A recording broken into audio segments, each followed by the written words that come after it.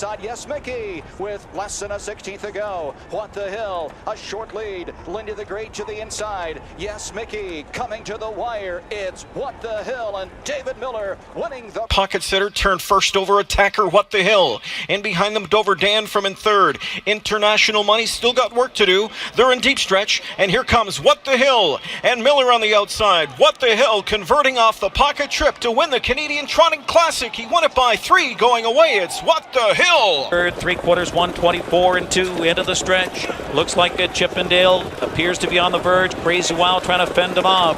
Room at the rail for What the Hill. He's raging late. And in heavy traffic is Pinkman on the far outside. Dayson trying to close in. But off the rail comes What the Hill, the 3-year-old. What the Hill to seal his division. What the Hill, then Dayson. And then it was Pinkman third and Mambo Lindy fourth. What the Hill in one.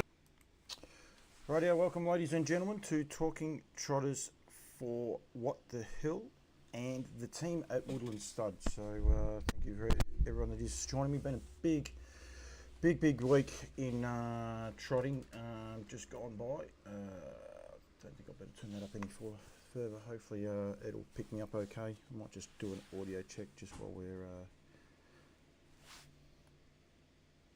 yeah, that won't work because it's on that as well. So hopefully the audio is going okay. We'll do a check on this one.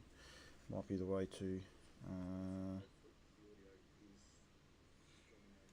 yep, that's good. Okay, so it just looks a bit soft, but I think it's okay. I might have to, I'm not sure why it's got so soft actually. Being away for a couple of days, these things happen. We might try and just get it up to the mouth. Right, been a big week for Trotters, and huge thank you to Woodlands for all their continued support, especially with What the Hill, who stands $7,000 here in $7,700 here in Australia, or $7,000 plus the GST in New Zealand. He was a winner of $1.3 million in stakes, 12 wins, 8 placings, 151 for champion Trotter, leaving his mark, including the win of Kiss and Run at Auckland on Friday night, just gone. That is Jazanowski out in front for Dr. Luck Chin. She's Kiss and Run's a horse getting into 4th now. Peter Ferguson took the drive. Joe Stevenson trains. So it brings up win number 3 from 14 starts with 5 seconds and a third and $56,000 in stakes. Entertaining little race it actually was.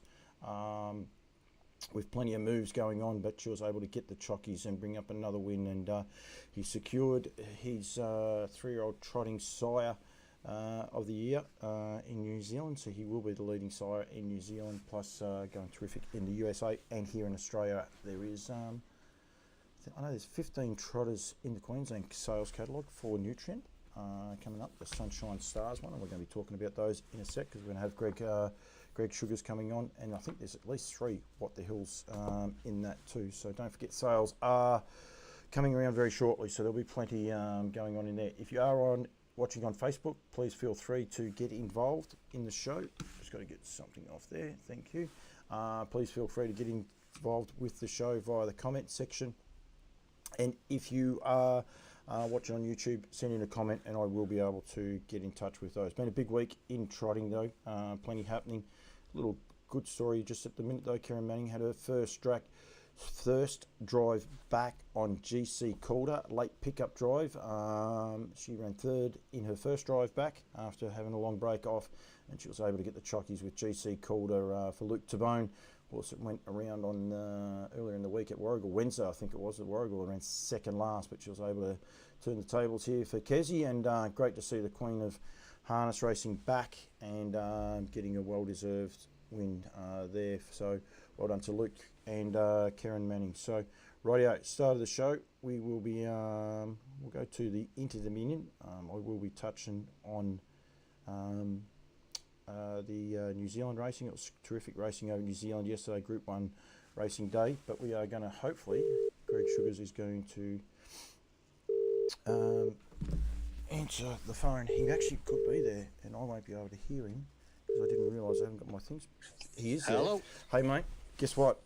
You got to have your headphones plugged in so you can hear the person at the other end. It does work. It does work a lot better. I haven't got any headphones with me, unfortunately. No, I had to have mine plugged in, not yours. I couldn't hear you, so I apologise for that, mate. But firstly, welcome to Talking Trotters, mate. Thank you. Thanks for having me. Very organised as I am. I told you I'd be live, and very organised. Congratulations overall on the End of Dominion for a start, mate. Been brilliant for you. Well done. Yeah, no, it's probably exceeded expectations overall. Obviously coming up here with high hopes with Just Believe, but the other fella, Better Eclipse, he's done a marvellous job. So we certainly can't complain with the results so far. 5 heats, is that right? Yeah. That's amazing, isn't it?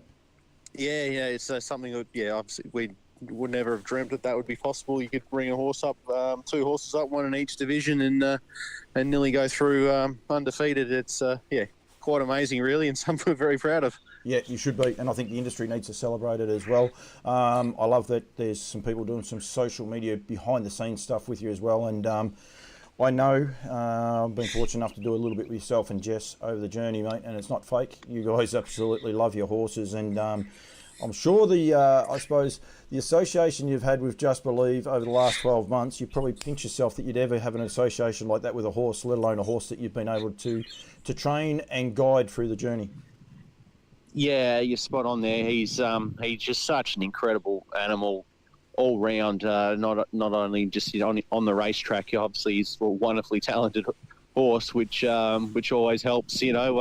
Put him in a good, a positive, light, I suppose. But off the track, he's just an absolute pleasure to be around, and a real character. And yeah, I've spent that much time with him one-on-one, over this year that he really is a mate. They're the sort of thing they make movies of. The association used to have had.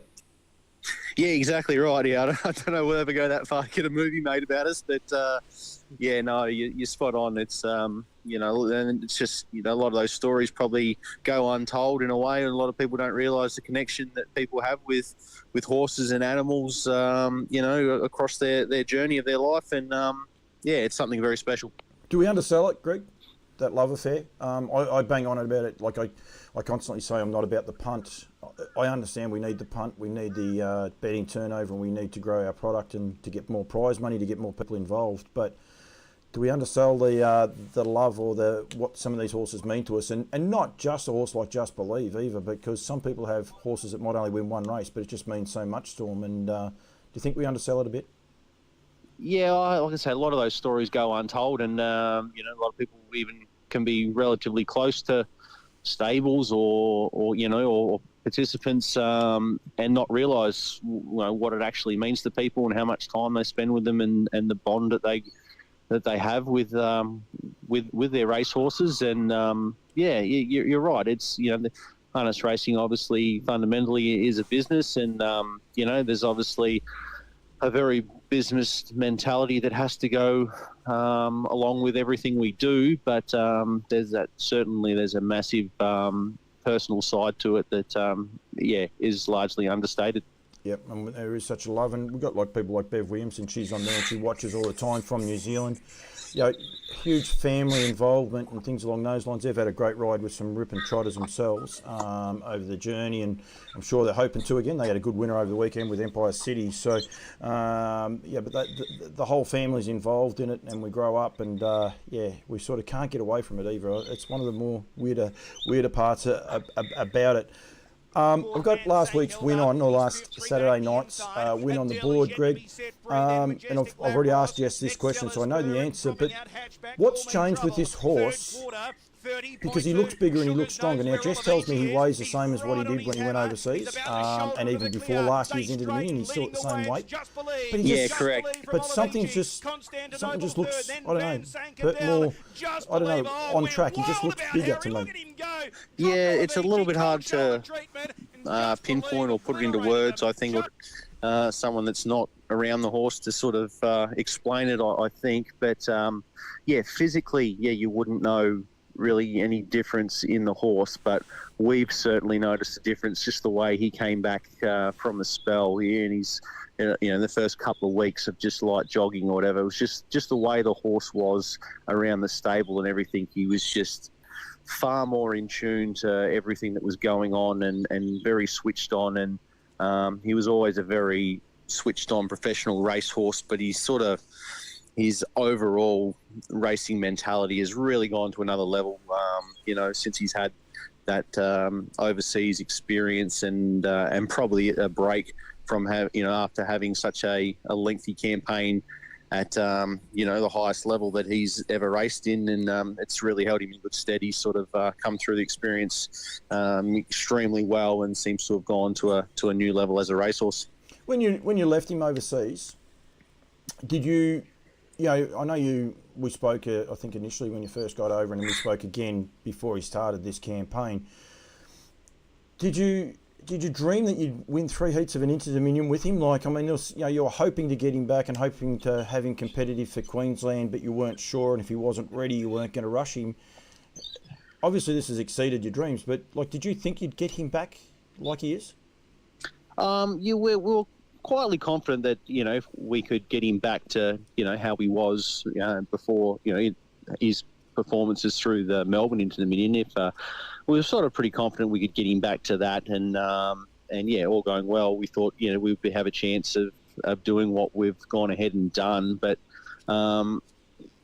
during the Sweden campaign and how grueling that was and how everything went, at that very point in time, we were probably thinking, what if this was a bad decision long term for the horse and he didn't get through it the trip home, and if you sort of, I suppose, not waiting for something bad to happen, but you sort of everything had sort of gone too well for the most part. You sort of thought, well, maybe our luck will change at some point in time, but thankfully it hasn't. And the horse is, like I said, I think he's better now than what he was 12 months ago. But we were just hopeful, and we sort of thought, if he comes back, somewhere similar, that we'd have a horse that was going to be obviously highly competitive in this series. Did you?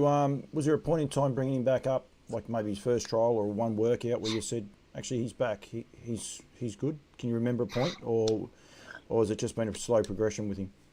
There was really, like I said, this whole preparation since he came back into work, I sort of thought, Jess and I had so many conversations along the way. It was, tracking where he's at and checking the calendar and working out our program of where we need him to be at any given point. That we sort of thought, he's feeling really good. We're on track. Everything's going to be right. We'll get there. But I don't think it was until it was probably his last real serious hit out. When the race didn't stand up, we had him nominated for a race at Melton before he eventually raced in the Breeders' Crown final. So when that race didn't eventuate, I think the next week we had a really good hit out at home, and I come off the track beaming and said to Jess that this horse is ready to go. He felt then that he was really in the zone, and thankfully he proved that with that first up win at Bendigo. Yeah, and it was a sensational win that was, and it's proven to be a pretty good form race too, coming off it. I did have a little dig, I suppose. I got a bit of a result, but I said that I think Muscle Mountain was the best horse in the Southern Hemisphere.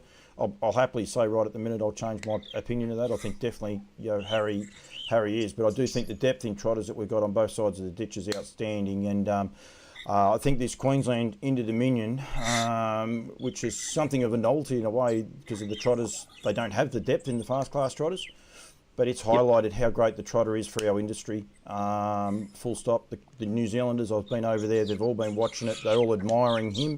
They love Queen Alida. Olivici, he's stepping up. People are so, and even a horse like Adele, who's New Zealand bred. The Trotters are really, they're bringing the industry back to the people, I think.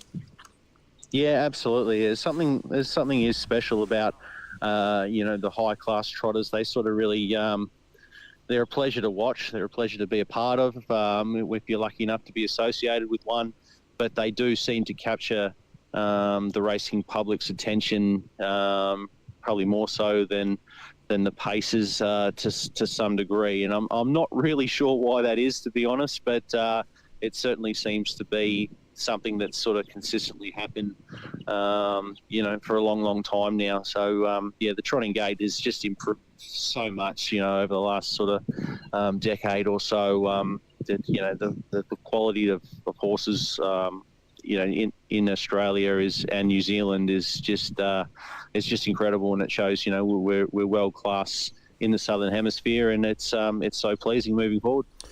Your Swedish trip, before we get on the barrier draw, and I won't hold you much longer, mate, but the overseas trip, I shouldn't say Swedish because it did start, well, no, it was Swedish the whole time. You didn't go anywhere else, sorry. It probably didn't go to plan as far as, like, you wanted to get a winner on the board, if you like, with that trip. But I don't know if you're aware, like, the job you guys have actually done at selling the industry down under by going across there, and other horses have done prior as well. But the following that you've got, like, I've seen a lot of stuff on social media where people are embracing Harry, like, because they know him, because he's been over there in a trotting dominated country, and the social media stuff that's coming out off the back of that, and they're tuning in to watch him and they're getting behind him. It's an amazing effort that you guys have done in selling our industry overseas. Yeah, it's just quite amazing. Something I never thought I'd be a part of, anything on that scale. But yeah, it's certainly not lost on us what that experience has not only done for us personally, but what it has done for the industry as a whole.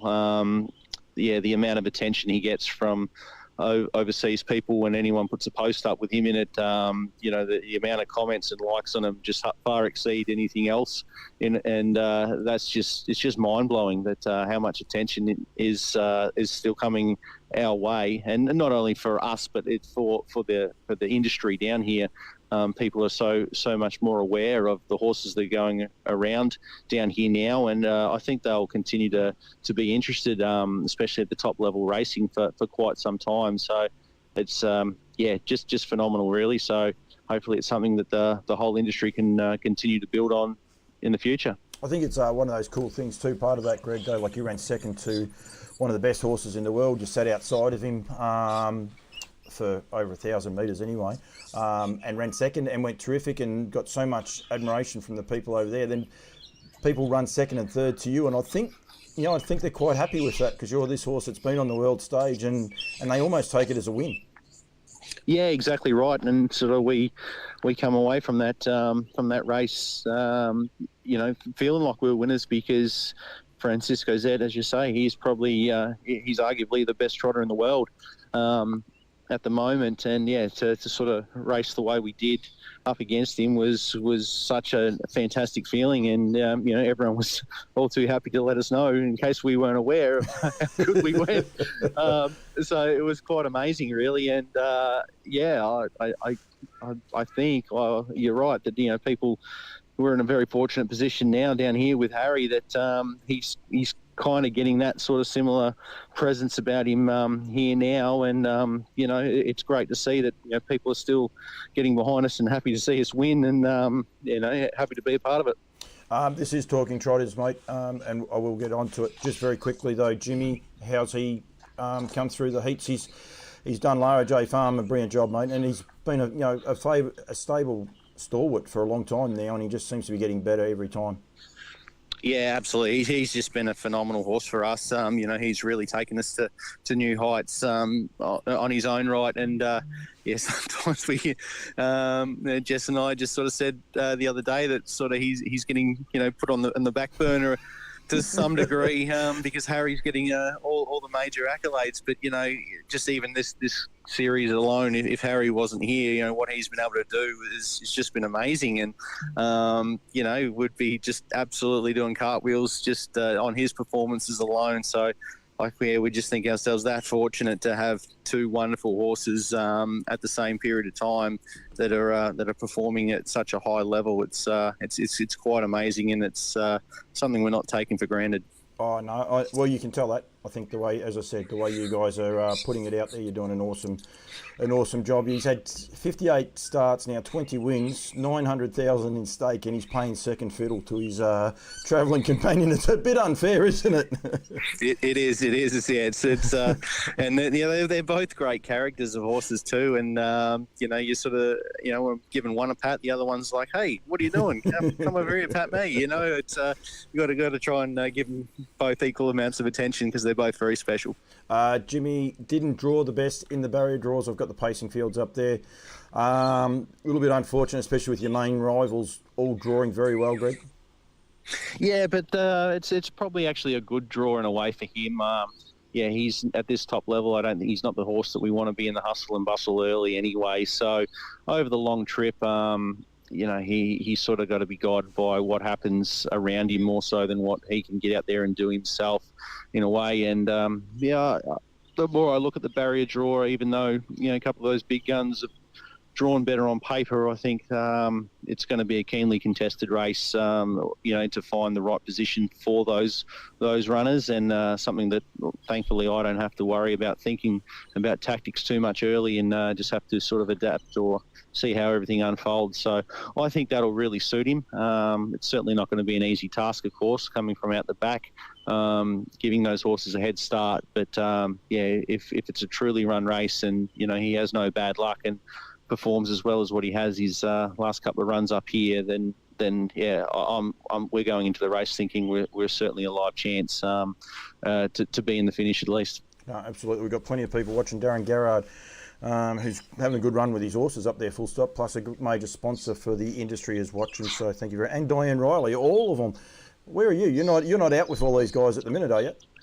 No. I was at the barrier draw function. We've actually just got back to the stables about 15 minutes ago. So, I'm just looking at the boys here in the paddock, and they're sort of wondering why I haven't brought them in and fed them yet. But, I'll be doing that as soon as I'm off the phone with you. I will not keep you much longer. You have drawn very well, though, or what on paper anyway, what appears to be very well with Just Believe in the Trotters, mate. Yeah, absolutely. I think that was pretty important to get a good draw, and he is one that can make use of that and be put in the action early, and we know he's not going to shirk the issue late. So pretty pleased with where he's situated on paper. So at this stage, everything's sort of ticking along really nicely with him, getting through the runs really well and come up with a good draw, far better than the outside the back row he had to contend with last year. So we're pretty excited and pretty happy to say the least. Just quickly, mate, too, I tried to get Kylie on last week, but we got Patrick Tompkinson saying on there, we love it. We love when Lara J is winning, but he might be a little bit biased there. But both girls have done an awesome job as well, winning races. I thought Kylie's drive in the Stall Cup was breathtaking because he'd come off a massive handicap, 50 metres around Stall. It's an awesome effort, and to get the chockies for the Stall Cup while away and deputising for you, you must be wrapped with both the girls and the wins that they're getting on the board for you. Yeah, absolutely. Yeah, both Amy and Kylie are doing a wonderful job, and that Stall Cup victory was. If you haven't actually paid too much attention to one overall, or that people haven't sat behind him, it's actually not an easy task to get him round, especially in fast time around a tight track like Stall. So she handled him super well, and the ones Amy has driven, like First Dance and VMG McRae and Triple Eight, she's had him in the right spots, and they've hit the line well for her every time. So they're doing a super job, which is great to see. Moving forward, I can spend more time travelling with these boys. There's some discussions about that. One overall, look, we talk about horses and thing.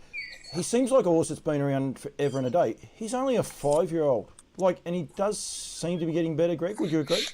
Yeah, absolutely. No, he's still a big baby in many respects, probably mentally more than anything.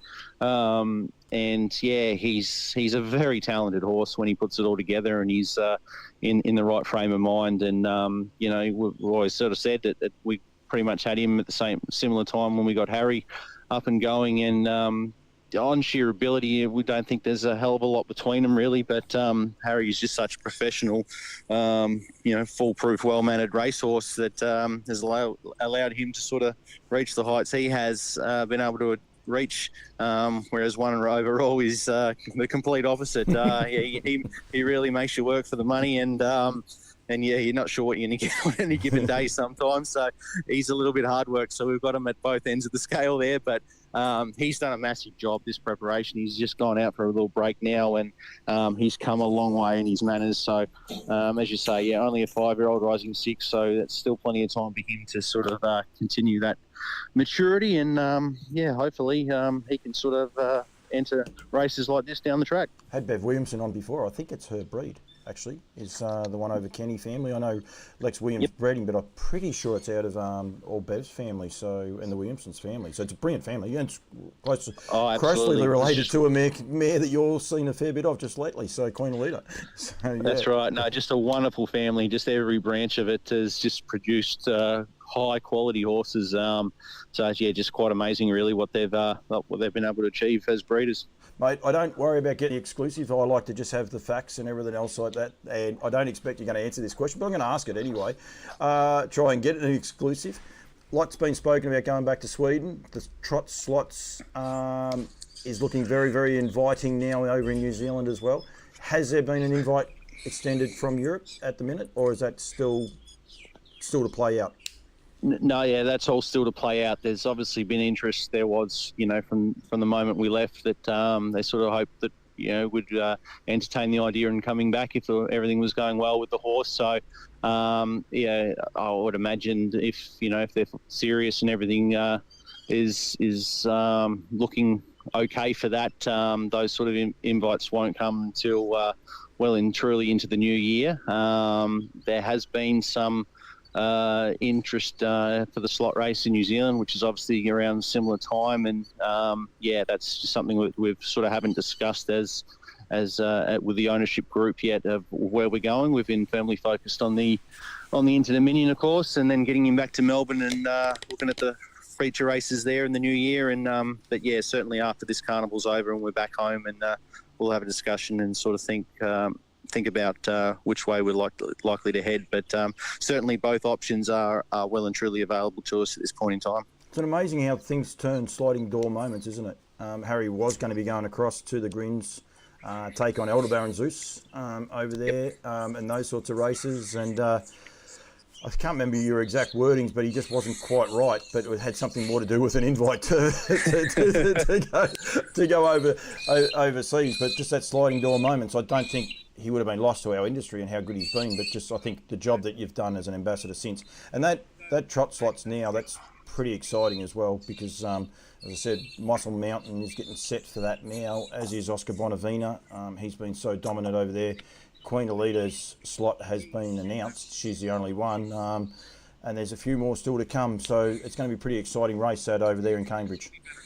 Yeah, no doubt. No, it's a wonderful initiative, for the industry. It's something to sort of get excited by and aim towards if you're lucky enough to have a horse of that calibre. So, it's certainly an option that we're definitely keeping open and very interested in. So, yeah, full credit to everyone that's got that off the ground, and I'm sure it's going to continue to grow in years to come. No, absolutely. It will have an international flavour too, and maybe Elderbaron Zeus, but I know there's some chance with the rest of Trotters, with an Italian trotter in work, that he could be targeted at that too. So there's going to be a fair bit more intrigue to play out in that race. It's going to be fun. Thanks, Greg. I will see you Saturday night. I'll be up there, so I'll look forward to catching up with you there, mate. But well done for everything you've done with this horse and Lara J Farms, the job you guys have done. Not only getting him back to the races, but also presenting him as a, like an ambassador for our industry, mate. So thank you very much for joining me, and well done. No worries, Polly. Thanks a lot. Thank you. We have Greg Sugars, just does an amazing job. The whole family, the whole team there, just terrific ambassadors for the sport. Brad Steele is watching. We've had plenty of people tuning in there. Patrick Tompkinson, is Greg's brother-in-law. Anyone wondering where that little bit of cheek might have come from? Of course, married to Amy. I think, how can I read this? I think the bond we have with Standardbred is quite different to the thoroughbred industry. Our horses are part of our family. And I tend to agree with that, Nelly, although I think also, and it's the importance, I believe, of telling these stories, I think sometimes, and showcasing what actually happens with these horses and why we fall in love with them so much. And like Greg said, it's not always the horses that are winning in Sweden, if you like, or getting invites to Sweden that are so special to us. And I think we've got to do that. You saw Winks. I think some of the best documentaries you'll do is watch is Peter Moody with Black Caviar. There's one out there that's just brilliant. This horse and what they mean to these guys, and still what they mean, and the bonds they've been able to build. And I think, though, my thoughts are we need to sell this industry in a different light. We need to be able to change the way people think about us. All you see is red hots all the time. Anyone that listens to Greg Sugars, Jess Tubbs, Chris Elford, any of these other ambassadors with these good horses and the way they talk about them, you don't hear people comparing them to motor cars or trucks or anything like that now. They're high-speed horses and they just do a brilliant job. And I think, I think we've got to start celebrating it and get them across overseas a bit more. I know Elderbaron Zeus, I believe, is on his way back. Duncan did ring me last week, but I was in New Zealand. He rang me at some ungodly hour, which wasn't ungodly this time. But I've got to touch base with him and find out exactly where Elderbaron Zeus is. And what his plans are going forward as well, because he's another horse that we forgot about. But as I said, in New Zealand, especially the 2-year-olds, the Trotting Derby was run and won yesterday, and I'll get onto that in a minute as well. But there's some really, really nice horses. Both sides of the ditch, we'll call it Southern Hemispherical trotting, and it's super, super exciting to be able to see. Show Just Believes win there before. Queen Alida, of course, took out the other heat. It's her first win up there. She was being beaten twice, but she was awesome the other day and back to her best. Not that I think she was actually going that bad in any of those races, but jumped in the front, 27-9, 27-3 last 2 quarters.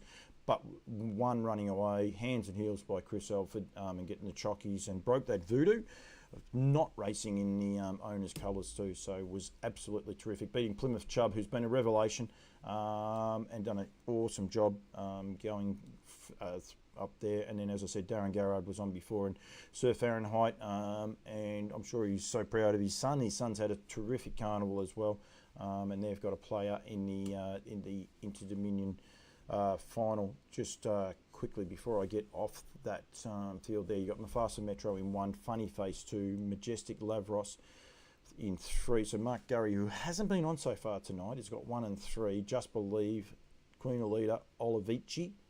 They didn't space the NZ on that one, so it's not Olivici NZ. It's the space has got to go there. Van Shank, Sir Fahrenheit, Constantinople, Plymouth Chubb, The Best Bourbon, Adele, and Gus. And I will wear my hat of making this a smaller country or smaller division. 1, 2, 3, 4, 5, 6, 7, 8 of the 13 horses there have got an NZ moniker after their name. People say we don't need New Zealand trotters in our system. We definitely do. The New Zealanders want the Australian horses over there as well, and we'll touch on the Aussie horse race over there very shortly. But we definitely need them on both sides of the ditch, and I think it's super, super exciting. I'm going to stay with Victoria, with Australia. I've got a few races we want to be able to highlight. If you've got any other questions, though, please go from there. We've got plenty of people watching on YouTube. You watch on YouTube, hit like, hit subscribe, and fire any questions in on what has been a breathtaking couple of days with the Trotters. I've just got to get my page back, because I hate rustling through everything. And Demi Candy, hello to you, Dems. I know who Demi Candy is, but she comes up on my feed as that. Rightio, Friday night. Am I going to go that way? Yep, I I do have the first of those horses. Volstead had a pretty good weekend actually. Volstead winning both divisions over two of the main 2-year-old trots on the occasion. This was Third Eye, so Third Eye is by Volstead, impeccably bred harassed to Trotters, out of a Better's Delight mare in Roxy Maguire. Pat Driscoll bred this horse, sold it at the Nutrient Sales 2 years ago. It's a purpose-bred horse. Gets up the sprint lane there for Matty Gaff. Try to get Matty on. Matty's busy at the trials tonight, so he wasn't able to get there.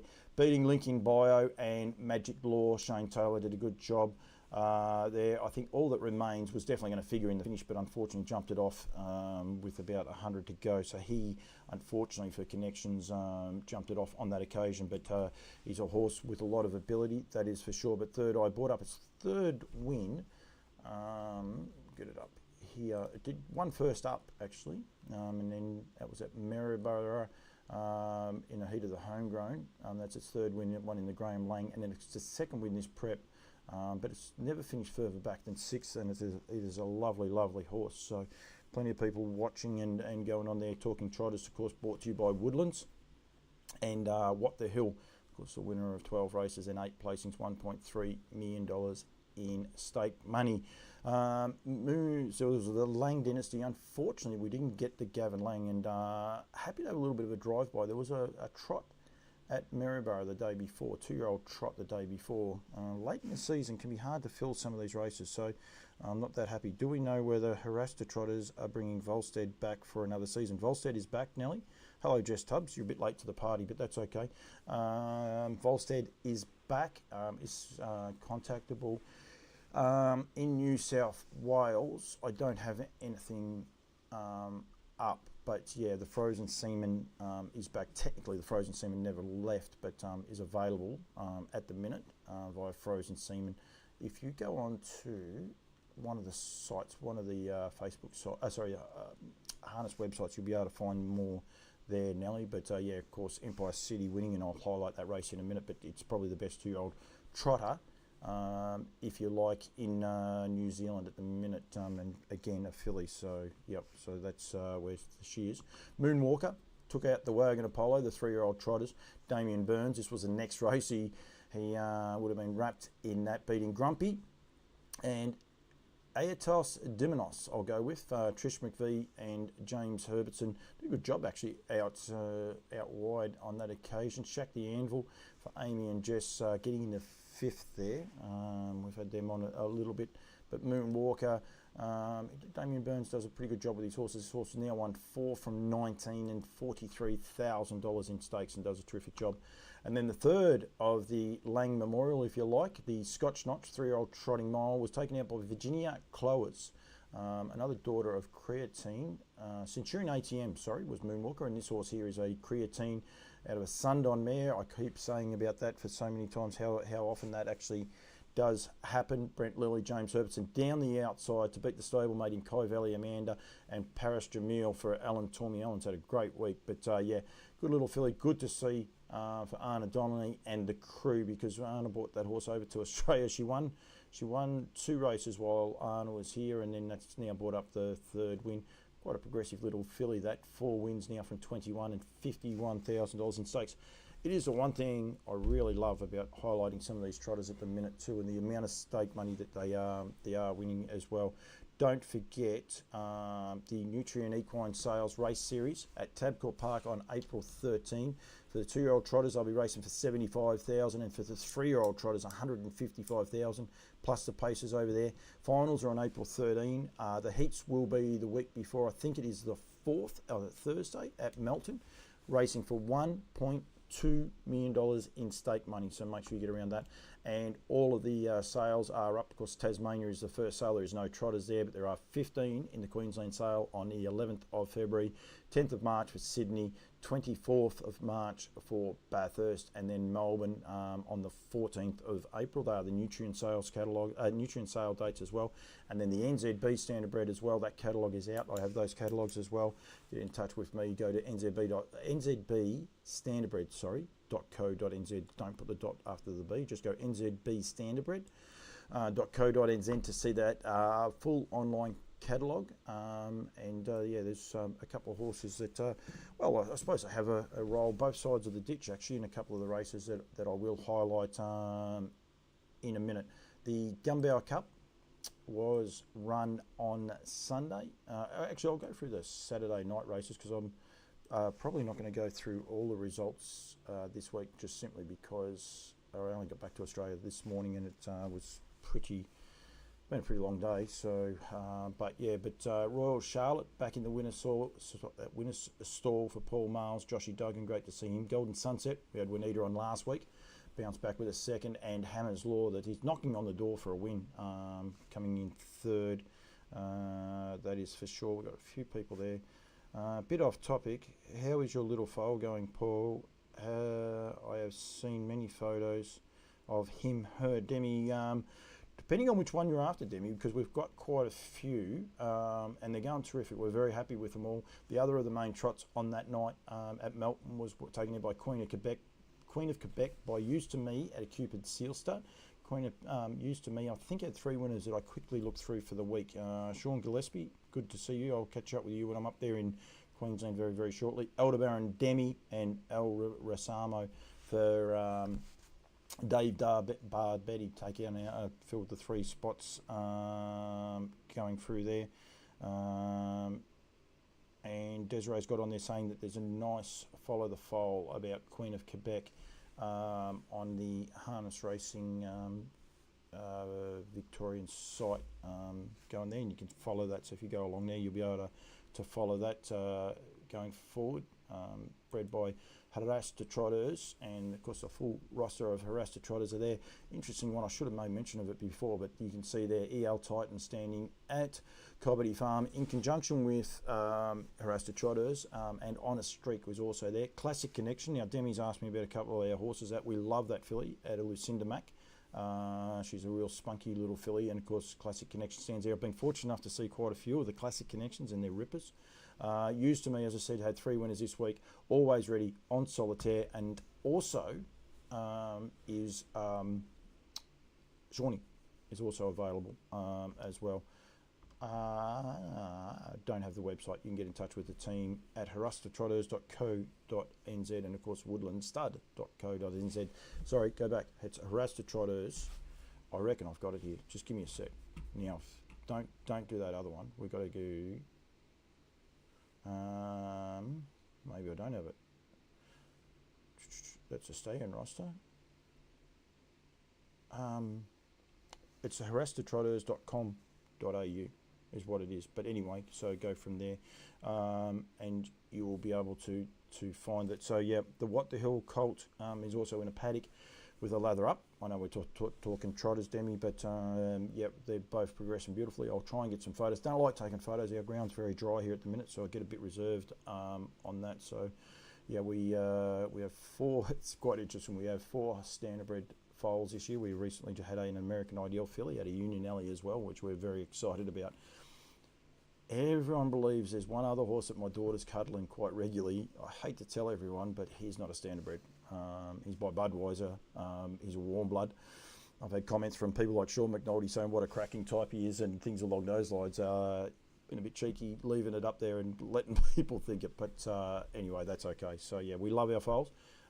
Thoroughly recommend both of the trotting sires for the foals we have on the ground. Both perfectly straight horses, good conformation, great attitudes. The filly, of course, is out of Lucinda Mac, and anyone had anything to do with Lucinda Mac would know that she was hot in every way. So, yep, pretty excited about both those, Demi. So, I'd love to know which one you actually like, Demi, if it's a Lucinda Mac one or if it's Munro, as we more affectionately call him.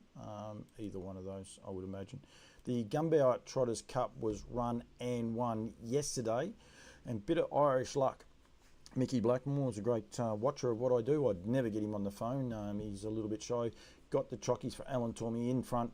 Had to be Harry. Harry's a great name for a standardbred. If you want to name your horse something that'll run, call it Harry at the minute. They're everywhere.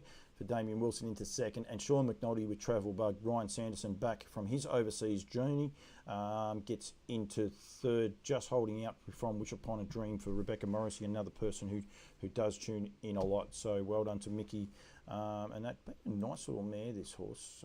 She's by Father Patrick out of Sanita. 6 wins from 26 and $50,000 in stakes. Again, so like I said, I like to highlight these horses as they go. Rightio, for my Australian viewers, if you didn't get a chance to watch all the Group 1 racing yesterday, it was brilliant. Go to hrnz.co.nz to watch all of the replays. Just go to results, quite easy. Click on the links in the results and you'll get a full field update. Plus just click on the video icon and you'll be able to watch all of the races in their entirety. But they did have 8 Group 1s on the day, on what was a magic day. Probably one of the smaller fields, it wasn't probably, was one of the smaller fields for the day, was the race number 2. I think won't go, IRT, Ace of Clubs, 2-year-old Trotters, Colts and Geldings, and it was taken out by Tyrone Eros. Also only had 4 starts with 2 wins. Just going to the front now for Johnny Dunn, John and Robert and Jenna Dunn as the trainers. This little horse put the writing on the wall last start. He savaged the line terrific and just runs away for a very, very comfortable win. I think a couple of these horses were getting tired. You can see Bob Butts, Wilmer's boy, is quite a lovely horse, but he's just tired there. He's lost his action, lost his gait. Bring on the Muscle for Brent Barclay was terrific. Time for Victory was good for Ricky May as well, but all hats off to the winner. The second horse, though, is a really good little story, and that is for Caleb Bublitz. Oops, you can't see it there. I'll get it down a little bit. So Caleb Bublitz, and Caleb has only had 1 horse in work. He works for the Williamsons, I'm pretty sure. Found out last week. So he's had 5 starts as a trainer for a second and a third. Not bad. Your second is in a Group 1, and this horse, the Merc, has done a terrific job by Royal Aspirations, a son of Sundon. Royal Aspirations over there stands for, I think, $1,200. I haven't seen Emily on. Emily and Desiree are some of my best contributors to what I do, but yeah, they'll go from there. And of course, the only horse he has trained is the Merc. Of course, and it's 5 start for a win and a second, and a win is knocking on the door. That's for sure. Never looked up the family. So this is a mare by Majestic Sun. So you don't, you start to see that out. Majestic Sun does an awesome job over there. So Massive Merc is the second of those. I wonder if that horse is going through the yearling sales by Muscle Mass, because there is another horse I am going to highlight in a minute. Hello. Oh no, it's not Juanita. It's yeah, no, I don't know where that name comes from, but yeah, thanks to everyone who is getting involved in the show. I do really appreciate it. That's better. I had the wrong screen on, but yeah, Tyrone Eros done a great job for connections. He's by Majestic Sun. 4 starts now, 2 wins, $77,000 in stakes. Of course, he picked up $61,000 yesterday with the Group 1, $110,000. Terrific money on offer. It was a great race meeting going from there through there. So, and I had Bev on before. I don't know if Bev's still watching, but we've got Empire City out in front. This is a really, really progressive horse. The Williamsons don't mind travelling either, so I wouldn't mind tipping a few of the Aussies to keep a little eye on this horse now. 6 starts, 4 wins, $100,000 in stake money for a 2-year-old filly. Not sure. She set 1 New Zealand record as well. In front for Ricky May. I'll actually try and find that little stat that came out about Ricky May. Gets up and beats Lucky Mum in the red. The 2 horses in the red colours, the widest one is Lucky Mum. Princess Sadie is inside of that for Maddie Williamson. Get up for and run 2nd and 3rd. High Step, the Purden horse, into 4th. Of course, winner of the Redwood. And then Freya, a beautifully bred horse for the Hopes, coming in 5th. But cracking bunch of horses. Some really nice races in that. Aspirational Dreams, a nice filly for Tony Barron. Judy J for the Tomlinsons, also another horse with a lot of ability. To be honest, I think you can follow just about all of those horses. Beck Morrissey, hello to you, with a little bit of confidence there as well. Lucky Mum, I mentioned before about the NZB sales coming up, and so Girls on Film has a Pastor Stephen going through this year's sale to be held at Karaka. It's 167, so I'm going to say it's on the Tuesday. That sale will go because the Trotters are in with the Pacers. and it is actually a funny one. Sorry, I didn't realise I didn't have it onto that screen there. So Lucky Mum by Father Patrick, and it is Save a Prayer is the horse that will be offered up for Taffy, Todd Anderson. He got a winner here in Australia as well. So Taffy Limited and Taffy Bloodstock, I think they go by as well from time to time. But they have a Pastor Stephen going through the sales this year. And because Father Patrick and Pastor Stephen being full brothers, so technically it's only a 3/4 because, you know, out of the dam by similar sire lines. But you could say that you could nearly, in blood, you could nearly turn around and say that it's a little bit closer than that. You could nearly say it's a full brother because Pastor Stephen stands at Lower Long Farms here in Australia. So, yeah, it's an interesting one, but I did see that, and it did find the line terrific for Andre Portman and Dave and Claire McGowan. And of course, Dave and Claire own Adele going around as well. And that was one thing I was going to point out, actually, while I'm on that, was with Orlando Vici. Of course, Just Believe, Olivici, and Adele, 1, 2, 3, all in the heats of the Inter-Dominion. So I think, again, just another terrific effort to buy them. There's 2 more trot races. Now, I want to know, I can tell there is definitely 3 that have done it this year. We've had 3 fillies win derbies, the same state Derby and Oaks. Of course, David Miles' horse's name, who has just left me. I was going to call it Walking on Sunshine, and that's where I'm in Alls. Rocking with Attitude won the Queensland Derby and Oaks and the New South Wales Derby and Oaks. So that's definitely one. South Australia. Now, someone from South Australia might be able to help me, but I can't think of that horse, but I know there was definitely a horse in South Australia that did the same thing.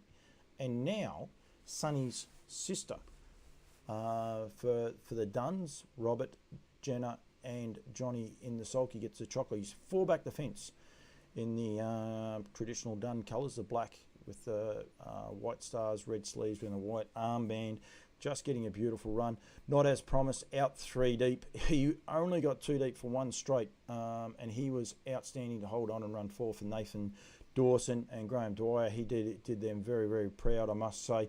Mel Zadell getting to the front. Todd Mitchell, Bernie Hackett. He gave it a big push when I interviewed him, but you have a look at Sonny's sister. She joins in like she wasn't even in the race. This is a filly that was doing quite a few naughty things, if you like, going into this race.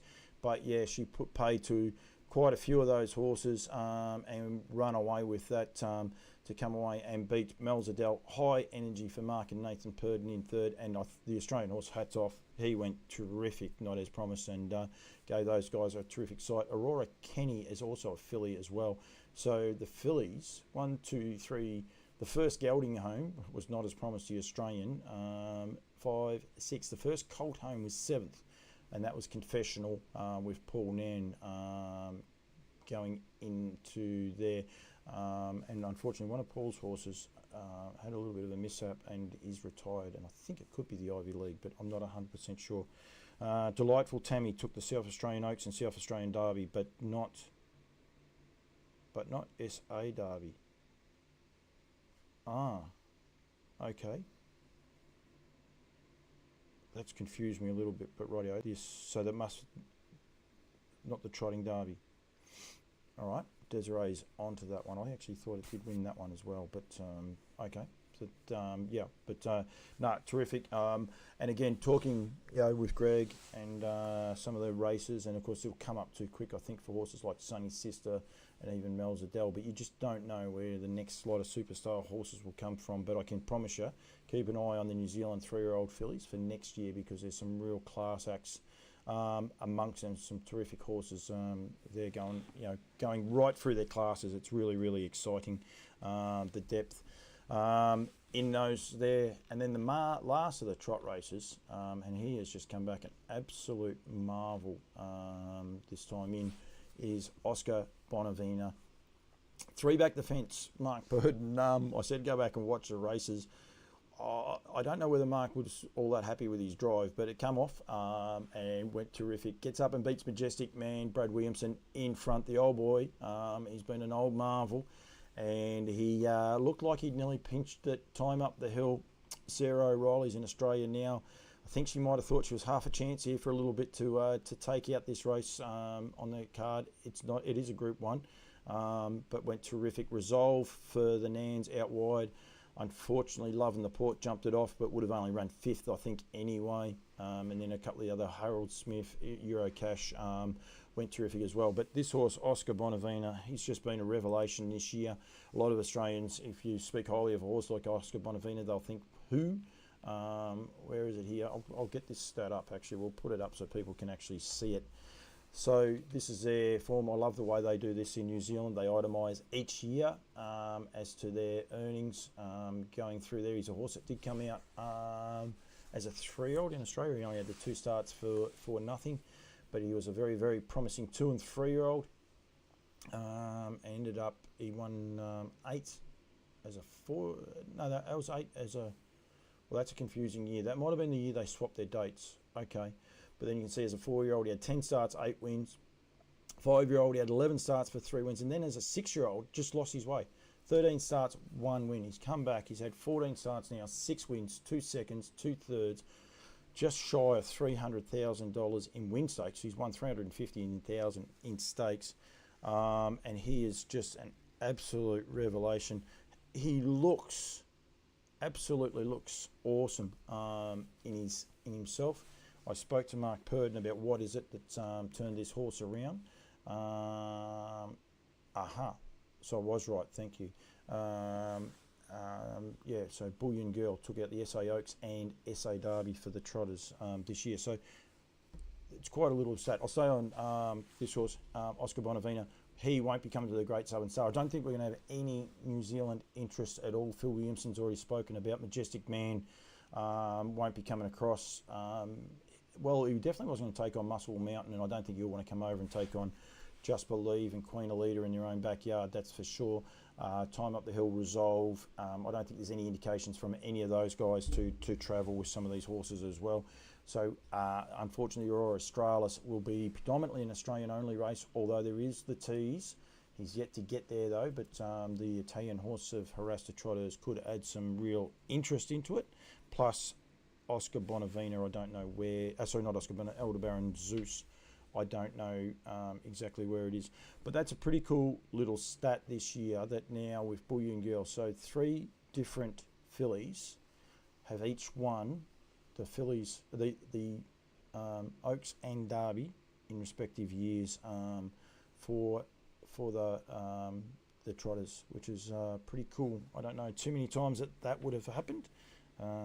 So yeah, it's pretty cool. Bullion Girl, of course, bred by I forgot the name now, but yeah, passed away earlier this year. So yeah, but terrific job for them and for everyone else. What don't we just see?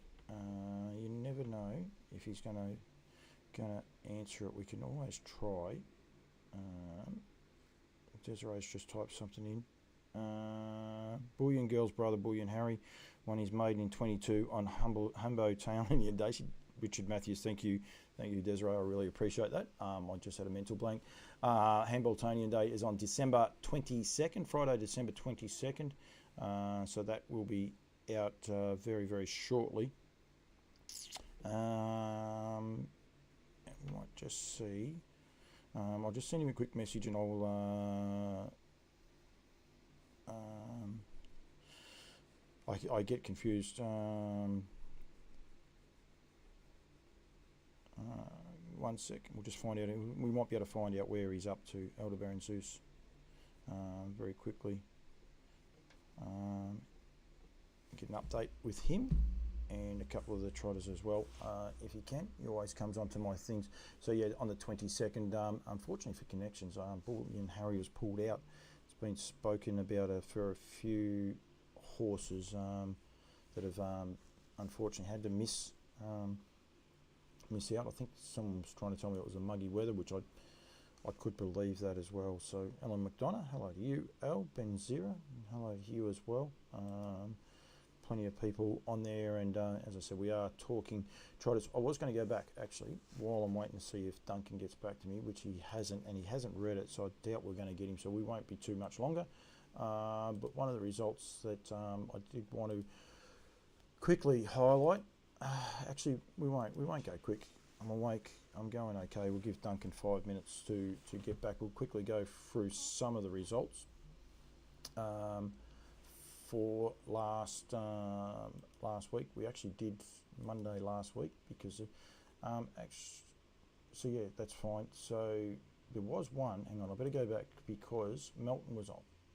No, we did all of Melton, so no, we did all of those, that's right. So we're back here to the Tuesday. Duncan won't be coming on. He's in a meeting, but that's okay.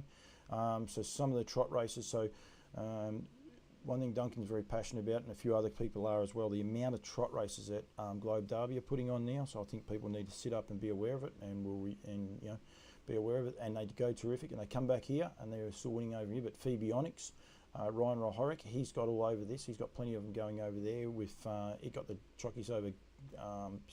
Get Lucky and Illawong Moonbeam. Balmoral Hall won 2 for the week. Todd Wiedenbach, Gator Pulicino in the cart. Irene Rose and Hurricane Ed actually won today. So it did win 2 in a week. I knew it once somewhere. Their meeting got called off today, but that's okay. Avenel Eagle by Elder Baron Eagle. Aaron Bain beating Kavici and Wishing Zone, of course, by Wishing Stone as well. Now, I think there's another one. Yep, Our Spitfire by Majestic Sun out of Teacher's Pride beat End Over Love and Elder Baron Styles. I reckon there's even nearly another one here yet. No, that was it. So well done to anyone that won. Tuesday night, of course, was the Inter-Dominion trotting series, and I think most people have actually seen those, but Olivici was just outstanding, beating Queen Alida and Gus. Gus was outstanding. He just ran out of his skin in that event. Majestic Lavros was terrific for Mark Gurry. And then Just Believe beating Plymouth Chubb and Mufasa Metro. Mufasa Metro's done an awesome job as well as Plymouth Chubb. Sir Fahrenheit. Yeah, they're in form, these horses. Well done, Jack Butler, getting 2 horses into the final. And stood down with a vet certificate. You can just see there, Bullion Harry. So, go on from there. We might just quickly see if that was his first start. No, and that wasn't even... No, it wasn't his first start in the race because he contested a heat of the homegrown, but you can see there back on the 12th of October 2020, he won his first race, Bullion Harry. He's now amassed $180,000 in stakes. So it's a good race meeting. Don't worry about that at all. That is the Hambotonian Day on the 22nd of December. I think that's a Thursday from memory. I'll probably get in trouble in a minute because it may not be. Menangle, 2-year-old Trotters. The Arizona Blue was won by Maximus Meridius by Sebastian K out of Maximizing for the McDowells. Set a track record, I believe, this race, 156.3. Look at that for a 2-year-old Trotter. And not sure it was his first start or he'd only had a couple. 9 starts now, 6 wins, sorry. And $76,000 in stakes. Well done to the McDowells. Bit of fun for those guys to be able to watch. Beating Yukon Me, horse recently purchased out of New Zealand by Majestic Sun of Yukon Quest, Bev Williamson. They must breed a lot of horses, but this horse was recently purchased to race over there. I believe it's going to end up in Queensland early next year, but I could be wrong. And then Malibu was second. They had 2 more trots. Kylie's Life by Life Sign, pacing bred trotter, beating Mocha Fancy and Mystery Love, and Monarch Stride for the randos. Lucas Rando, junior driver, so must be the young bloke, beating Flash Kyvelli and Tiger T, another pacing bred trotter. Quite interesting, the last 2 trotters to head across to the New Zealand Derby from Australia have both been pacing bred trotters. And both performed beautifully. The other one, of course, was Blitzum Calder. Twixton, David Aiken having a terrific run. This was at Shepparton, beating My Jerry's for Nicole Lear. And then Speedy Lover found the line terrific. I did watch that race live. The time difference can play buggery on you in New Zealand. Sometimes it works for you, though. But, really good little race. Twixton got to the front and won comfortably. But, a good little race there. That was on the Tuesday. Wednesday was Warrigal. There was only the one. Oh no, there wasn't. There was 2 trots. Sorry, I looked at these. Imperial Wiz, the old marvel for Danny Mullen, what's he won now in stake money? It said 216 starts, $250,000 in stakes, and I'm sure he'll be retired at some stage and possibly become a riding pony, that's for sure. Beating Medina Sky and Kioran. We see there GC Calder, as I said earlier, Kieran Manning winning a first race.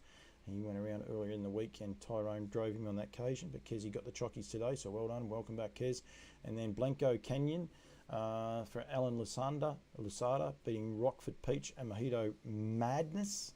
They were the two races at Warragul. There was no trot at Swan Hill. Now, this is the other one that did possibly frustrate me a little bit here.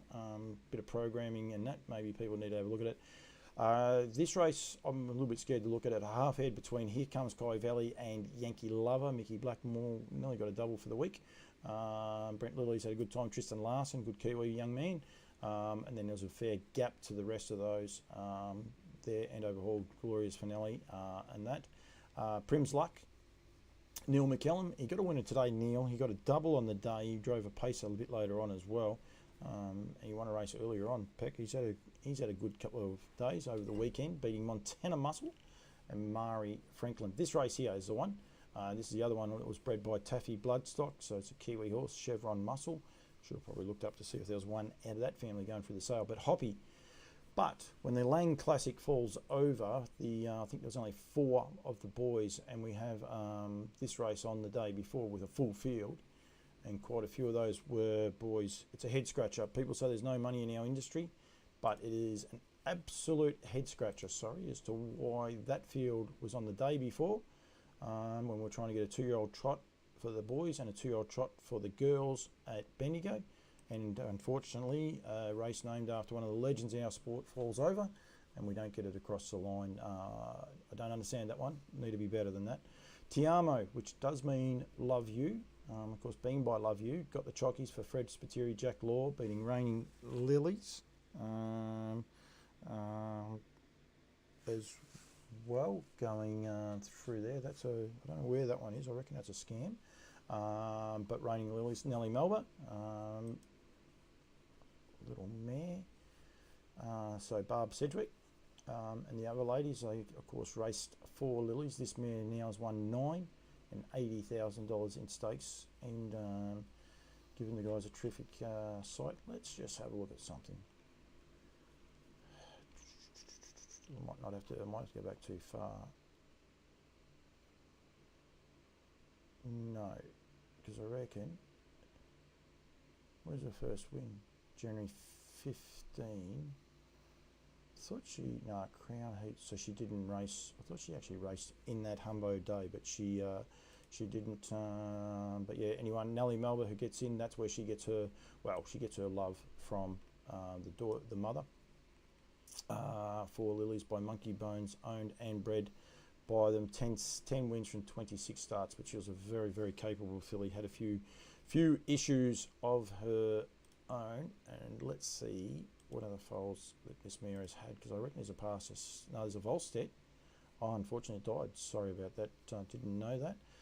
Ox Knox by Majestic Sun has yet to start, and there is a Sebastian K 2020, so a 2-year-old Lily's Tiger. So hopefully for connections that will get back to the races. I apologise for that. Didn't realise the Volstead had passed away, so I apologise, Nelly, for that one. Not sure where I'm up to now. Maryborough, I didn't look at any more trots because I got angry before. Oh yes I did. Elderbaron Delilah by Elderbaron Eagle, out of Elderbaron Daisy, Caleb Lewis, Matthew Craven. That was a double for Maddie, and good to see Caleb back in the winning circle.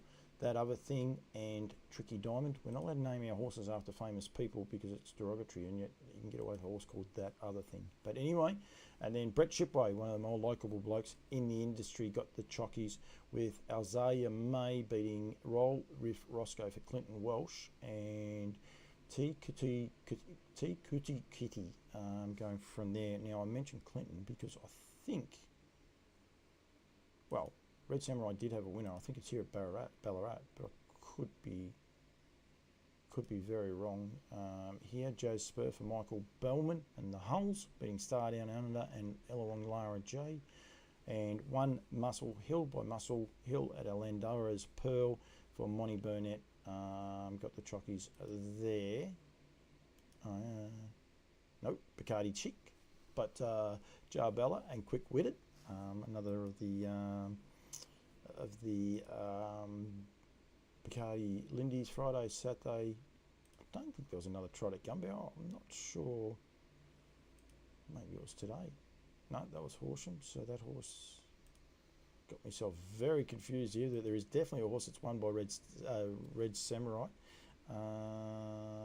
Starlight Red. Where was it at, Benny? But it definitely won. I've seen it somewhere. GC Calder by got the jockeys today beating Illawong Bob, and she's a gem. I'm just wondering if it might have been at Globe Derby today. No, but this was here, of course, Balmoral Hall by Angus Hall out of Queen's Vacation. That's a second win that horse had for the week. And then the other of the trot races run for the week, another win for Muscle Hill. Horse, of course, out of a Sundon mare. Luke O'Neill getting the jockeys beating Sammy Barbaro, and Pies riding Shotgun. The one also I talk about a lot. And Starlight Red won somewhere, and I'm not sure exactly where it won, but congratulations to Connections. But yeah, Red Samurai is the sire of that, of course, by Sundon. He is as well. Okay, now Desiree's put one in here. Hoppy NZ out of the granddaughter of Kathy Gallion, who is the dam of Chevron Express. She has Majestic Sun Colt 386 in Christchurch sales. So thank you very much. And that's one of the Taffy ones as well. So thank you very much to that. Todd Anderson will be very happy with me. Had breakfast with Todd the other day. So he, of course, on the board in New Zealand. Rightio, that is a wrap. We're talking sales. NZB Standardbred sale. The Trotters are intermingled with the Pacers, both sides of the ditch. 18th of February in Auckland and 20th and 21st in Christchurch. You get the Monday off, but it is actually awards night over there, so big celebrations going on there. I'm lucky enough to be involved in that, so I'm pretty excited about that. And then the Nutrien Equine Standardbred sales commence on the 26th of January in Tasmania. Go right through to the 14th of April in Melbourne. Trotters everywhere, 17 I believe on offer. In Brisbane, the first where the Trotters will be up on offer, and 4 of those are by What the Hill. And of course, What the Hill standing at the team for Woodland Stud for $7,700 NZ, and $7,000 plus GST NZ, and 7,700 here in Australia. Different rules for different countries. For more information, contact Mark at woodlandstud.co.nz, or you can go to woodlandstud.co.nz for all details on not only him but all of the sires on their list. As I said, the interesting quirk about that is there is 2 trotting sires on that roster in New Zealand, and 4 of those have left Trotters. Bettor's Delight, of course, done a terrific job, and Down by the Seaside's got a Rip and Trotter in North America as well, but both those have full books anyway. An American Ideal and Lather Up available at Lower Long Farms, and of course I said there before with Pastor Stephen getting a mention that he is also a full brother to Father Patrick. He is standing alongside King of the North. Well done to Haru. Lower Long Farms being the major sponsor on Sunday just gone for the New Zealand Trotting Derby, taken out by the Bonnie Little Mare in Sunny's sister. Done an awesome job. Thank you to everyone who's joined in the show. Thank you to everyone that's been a part of it. Love the Trotters. Could talk Trotters all day, all night. Thank you very much to Greg Sugars. I think his input was outstanding. The highlight for the week coming up, of course, will be the Inter-Dominion Trotting Final on Saturday night. Barrier draws are out. I hate the way they do these barrier draws. I know why they do it that way, because that's how they get released off the mobile, but it just seems so backward to me. But anyway, barrier draws are there. 8 of the 13, of course, have the NZ moniker after them. If you're barracking for an Australian horse, it's easy to work out because Constantinople is an emergency. So you'll be barracking for the Best Bourbon, who was bred by Harassed Trotters. Plymouth Chubb, beautifully bred horse. Just Believe, bred by Harassed Trotters. And Van Shank. And Van Shank is bred by the same gentleman that had Wobbly, whose name is almost there. But anyway, Van Shank, of course, started his career off with Chris Elford and done a great job. So Some smart people in the industry think that we don't need New Zealand horses racing in Australia. Without them, that trotting field would look a far, far lot worse. So it's going to be super, super exciting, and to be able to follow the Trotters going forward. Stay tuned. Campbell's comments, as I said, the guys from Nutrien are flying me to Queensland, and I will be getting around to some of the stables and promoting, and also on the night catching up with as many participants before and after. And the Trotters will feature very, very heavily in all of that. So thank you very much to everyone that's tuned in. Talking Trotters will be back. No, it won't be back next Monday night, actually, because I will be I'm going to be in Tasmania, so stay tuned for that one. When that may come on, I might even incorporate it with Over the Ditch and that going forward, but we'll work that one out. Stay tuned. But it will be back next week, potentially not Monday night though, so stay a little bit tuned for that one. But thanks very much to everyone that's tuned in. Thank you very much also to the team at Woodlands for their continued contribution. Peter Manning's birthday today, so happy birthday to Pete, and hopefully it's a good start to the week for him as well. So I think it's a terrific little thing that just popped up on my Facebook feed. But thank you very much. We'll be back. Thank you very much to Woodlands and What the Hill, and keep talking Trotters. Side, yes, Mickey, with less than a 16th to go. What the Hill, a short lead. Lindy the Great to the inside. Yes, Mickey, coming to the wire. It's What the Hill, and David Miller winning the Pocket Sitter turned first over attacker What the Hill. And behind them, Dover Dan from in third. International Money still got work to do. They're in deep stretch, and here comes What the Hill. And Miller on the outside. What the Hill converting off the pocket trip to win the Canadian Trotting Classic. He won it by 3 going away. It's What the Hill. Third, 3/4, 124 and 2 into the stretch. Looks like a Chippendale appears to be on the verge. Crazy Wild trying to fend him off. Room at the rail for What the Hill. He's raging late. And in heavy traffic is Pinkman on the far outside. Dason trying to close in. But off the rail comes What the Hill, the 3-year-old. What the Hill to seal his division. What the Hill. Then Dason. And then it was Pinkman third and Mambo Lindy fourth. What the Hill in 1